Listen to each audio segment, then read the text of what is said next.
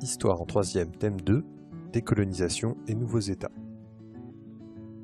Pour rappel, une colonie est un territoire conquis, exploité et parfois peuplé par une puissance étrangère.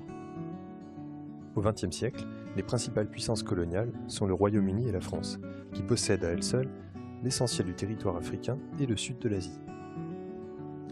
Les sociétés coloniales sont très inégalitaires et racistes, comme l'illustre à sa façon le dessinateur Hergé dans la bande dessinée Tintin au Congo. C'est pour cette raison que des partis nationalistes, comme le Parti du Congrès indien, dénoncent le colonialisme. Mais le monde est bouleversé par la Seconde Guerre mondiale. 1945 marque un tournant.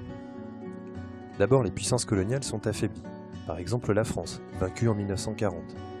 Ensuite, les deux grands vainqueurs, USA et URSS, sont opposés au colonialisme. Souvent, les colonies ont participé au conflit, et des mouvements nationalistes apparaissent pendant ou juste après la guerre. Certains affrontements très violents ont lieu, comme à Sétif en mai 1945, où plus de 20 000 personnes sont tuées. Quelles sont les voies vers l'indépendance? Dans la majorité des cas, les indépendances sont négociées avec des représentants des partis nationalistes. Cela n'empêche pas les violences comme en Inde en 1947. Avant l'indépendance, hindous et musulmans s'affrontent. Cela provoque des milliers de morts et le déplacement de plus de 12 millions de réfugiés. Mais les puissances coloniales ne renoncent pas toujours facilement à leurs possessions. Des guerres coloniales éclatent en Indochine, au Kenya ou en Algérie et provoquent des centaines de milliers de morts.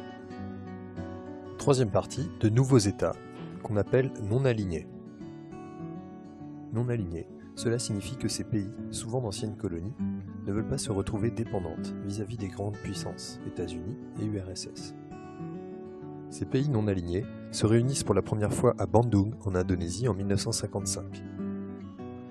Leurs objectifs sont l'indépendance vis-à-vis des grandes puissances et le développement économique et social. Les leaders de ce mouvement sont l'Indien Nehru, à gauche, l'Égyptien Nasser, au centre, et l'Indonésien Sukarno, avec le couvre-chef.